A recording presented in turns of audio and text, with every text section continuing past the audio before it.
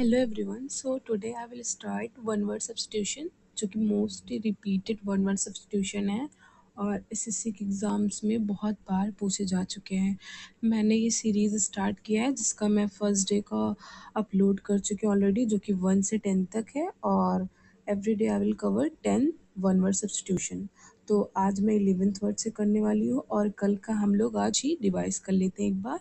और इसे आपको रटना नहीं है, बस अगर आपके पास ब्लैक बुक है तो आप पेज नंबर 68 ओपन कर लीजिए, वो लेके बैठ जाइए, अंडरलाइन करिए। अदरवाइज़ आप एक नोटबुक और पेन लेके बैठ जाइए और लिखते रहिए। ज़रूरी नहीं कि इसको बहुत सजा के लिखना है, जस्ट उसको लिखते रहिए। इससे क्या होगा, आपको ये ज़्यादा दिन तक याद रहेगा, या फिर आप जब ये वर्ड दोबारा से कहीं देखेंगे तो आपको ये रिमाइंड हो जाएगा। इसलिए लिखते तो ज़रूर रहना है, ऐसे बैठना नहीं है कि बैठ के बस। या फिर आप सुन भी सकते हैं, अगर आप कुछ काम कर रहे हैं तो जस्ट आप सुनते रहिए, क्योंकि सुनने से भी क्या होता है, आपके दिमाग में ये कोई भी चीज़ें बैठ जाती हैं जल्दी।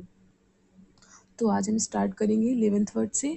वैसे तो ये फर्स्ट वर्ड है, इसको पहले हम लोग एक बार रिवीजन कर लेते हैं 1 से 10 तक, देन उसके बाद हम लोग 11 से फिर से आएंगे न्यू वर्ड पे।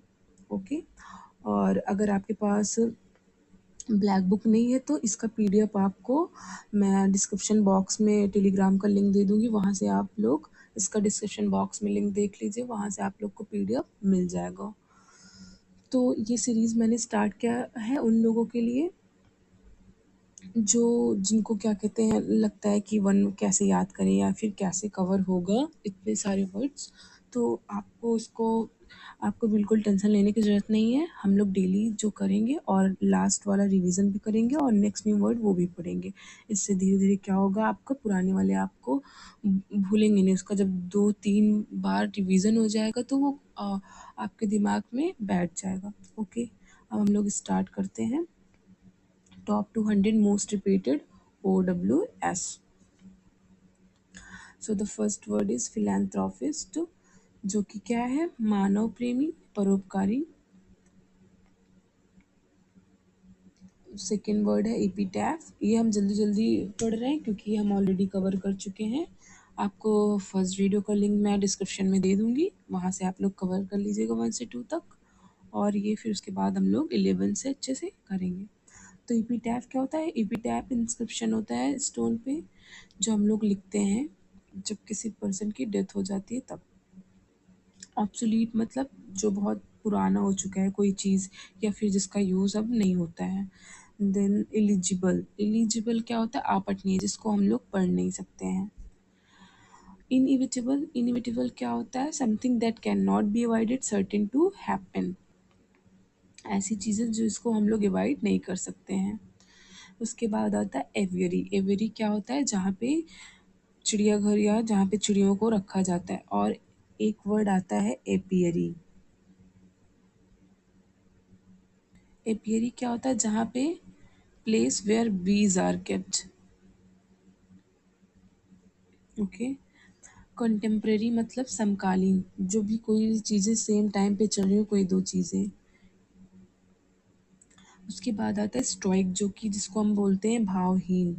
अ person who can endure pain, जो किसी भी पेन को क्या कर लेता है, सह जाता है। एथिस्ट क्या होता है? नास्तिक, जिसको गॉड पे बिलीव ही नहीं होता है। कार्टोग्राफर क्या होता है? मानचित्रक, या फिर जो मैप को ड्रॉ करता है। अब हम लोग नया वर्ड स्टार्ट करेंगे 11th वर्ड, जो कि आज डे सेकेंड का टारगेट है 10 न्यू वर्ड्स। ओके। सो क्लास्ट्रोफोबिया, ये क्या है हमारा नाउन? छोटी जगह में होने का अत्यधिक डर। An extreme fear of being in a small confined place. ये देख रहे हैं आप इस लड़की को, या फिर आप कभी कभी क्या होता है, जैसे कि जब आप लोग लिफ्ट लेते हैं उस पे, एलिवेटर पे जब आप लोग चढ़ते हैं तो उसमें क्या लगता है आपको, जैसे कि जल्दी से बाहर निकल जाएं। ऐसा क्यों होता है? क्योंकि वो इतना छोटा प्लेस होता है कि हमें डर लगने लगता है। फोबिया मीन्स क्या होता है? फोबिया रूट वर्ड है, इसका मतलब होता है किसी चीज़ का डर। एग्जाम्पल क्या है? He suffers from claustrophobia so he always take the stairs instead of the elevator. उसको वो क्लास्ट्रोफोबिया से सफ़र करता है, मतलब उसको छोटी जगह में होने का बहुत ही ज़्यादा डर होता है, इसलिए वो क्या यूज़ करता है? एलिवेटर ना यूज़ करके वो सीढ़ियों का यूज़ करता है। ओमनिसेंट, ओमनिसेंट क्या हमारा एडजेक्टिव है। ओमनिसेंट मतलब सर्वज्ञानी, सर्वज्ञानी। और कौन है? गॉड ही एक ऐसे गॉड ही है जो वो ओमनिसेंट है, जो सर्वज्ञानी है, जिनको सब कुछ पता है। वन हु नोज एवरीथिंग, जिसको सब कुछ की नॉलेज है। एग्जाम्पल क्या होगा? He thinks he knows what is best for every one but as far as I know he is not omniscient. उसे क्या लगता है कि वो जो सोचता है वो सबके लिए बेस्ट है, बट जहाँ तक मुझे पता है कि ही इज़ नॉट ओमनिसेंट, वो सर्वज्ञानी नहीं है कि उसे जो लगता है वही सच हो। Okay, one more thing, please subscribe my channel, ताकि आप लोगों को नेक्स्ट, और बेल आइकन पे भी क्लिक कर लीजिएगा ताकि नेक्स्ट वीडियो जब आए तो वो आप लोग को पता चल जाए। पेनिसिया, पेनिसिया क्या है? एक नाउन है, इसका मतलब रामबाण इलाज। किसी भी चीज़ का जो सोल्यूशन होता है, हर एक चीज़ का सोल्यूशन को हम लोग क्या बोल सकते हैं? Panacea. A solution for all difficulties और डिसीजेस, किसी भी मुश्किल में घड़ी में कोई उसका सोल्यूशन हो, या फिर किसी डिसीज़ का कोई सोल्यूशन है, उसको क्या बोलते हैं? पेनिसिया, पेनिशिया। एग्जाम्पल है, he finds his own personal panacea for stress in the simple act of reading a good book. वो जब अच्छी किताबें पढ़ता है तो उसको उसको एक उसका खुद का पर्सनल पेनिसिया है, जैसे उसका खुद का रामबाण इलाज उसने बना लिया है कि अगर उसको स्ट्रेस होगा तो सिंपली वो क्या कर लेगा? कोई अच्छी बुक रीड कर लेगा, इससे उसका स्ट्रेस चुटकियों में गायब हो जाएगा। ओके, द नेक्स्ट वर्ड है पॉलीग्लॉट। पॉलीग्लॉट क्या होता है? ये भी नाउन है, इसका मतलब बहुभाषी। A person who knows and is able to use several language, ऐसा पर्सन जिसको पता हो या फिर जो यूज करता हो सेवरल लैंग्वेजेस। ये देखिए यहाँ पे हाय हेलो बहुत सारे लैंग्वेजेस में लिखा है।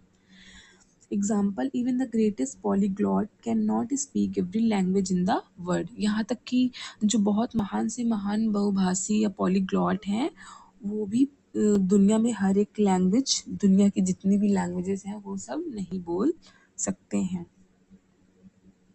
नेक्स्ट वर्ड है क्रोनोलॉजी। क्रोनोलॉजी क्या है?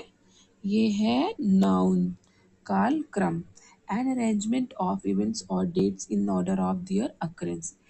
अरेंजमेंट्स, किसका अरेंजमेंट? कोई इवेंट्स हो सकता है, कोई डेट्स हो सकता है, किसके ऑर्डर में? जैसे वो हुआ हो। टेक एन एग्जाम्पल, जैसे आपका बर्थडे आता है मान लीजिए जनवरी में, उसके बाद आपकी मम्मी का बर्थडे आता है फरवरी में, तो आप कैसे अरेंज करेंगे? जैन फेब, मतलब एक अकरेंस में, ऐसे नहीं कि फरवरी पहले फिर जैन बाद में। या फिर ईयर का अगर हम लोग ले लें तो 219 220 ऐसे अरेंज करेंगे, ये भी एक अकरेंस में, क्रोनोलॉजी में है। इसको ऐसे नहीं कर सकते कि पहले 220 लिख दें, 2020 लिख दें, उसके बाद फिर लिख दें 2019 या फिर 2018। हम लोग ऐसा नहीं कर सकते हैं। मतलब क्रोनोलॉजी मीन्स होता है कालक्रम, किसी भी टाइम या इवेंट्स का जो डेट्स का एक क्रम में होना चाहिए। Example, when my mother gave me an album on my 18th birthday, I realized it was a chronology of my life in pictures. जब मेरी मदर ने मुझे गिफ्ट दिया, जो एल्बम दिया 18th बर्थडे पे, मैंने देखा तो क्या रियलाइज़ किया, वो क्या था? मेरी लाइफ पिक्चर्स, मतलब मेरी लाइफ की जो पिक्चर्स थी वो भी क्रोनोलॉजी में थी, जैसे कि 1 ईयर की, फिर सेकेंड ईयर की, फिर थर्ड ईयर की, तीसरे साल, चौथे साल, पाँचवें साल, उन सब की ऐसे ही पिक्चर थी, मतलब एक क्रोनोलॉजी में पिक्चर थी कि। नेक्स्ट वर्ड आता है एग्जाम्पोल। यहाँ पे मैंने स्टार लगाया, इसका मतलब क्या है कि ये स्पेलिंग एरर में भी आ चुका है। ये क्या है? एडजेक्टिव है, मतलब बिना किसी तैयारी। कभी कभी क्या होता है, आपको स्पीच देना पड़ जाता है, या फिर कभी स्कूल या कॉलेज में ऐसा हो जाता है कि आपको कोई स्पीच देना पड़ता है और आप उसके लिए पहले से प्रिपेयर नहीं है, तो उसको क्या बोलते हैं? एक्सटेम्पोर, अ स्पीच और a presentation made without previous preparation. एक ऐसी स्पीच या प्रेजेंटेशन जिसको बनाया गया हो बिना प्रीवियस प्रिपरेशन के। यहाँ पे ये देखिए extempore speech. Example, he gave an extempore speech at the wedding with no notes, मतलब उसने एक स्पीच दिया वेडिंग में जो किसकी बिना तैयार की गई हुई स्पीच थी, बिना किसी नोट्स के, ऐसे ही बस दे दिया। 17th यहाँ पे भी देखिए फास्टिडियस भी स्पेलिंग एरर में आ चुका है। ये है एडजेक्टिव जिसका होता है तुनुक मिजाज या हठी पर्सन। इसको देख रहे हैं, इसके सामने आप अमृत भी ला के रख देंगे लेकिन ये इतना हठी है कि तब भी बोलेगा नहीं मुझे नहीं खाना, मतलब मुझे नहीं खाना, इतना ज़्यादा ये हठी है। ऐसे पर्सन को क्या बोलते हैं?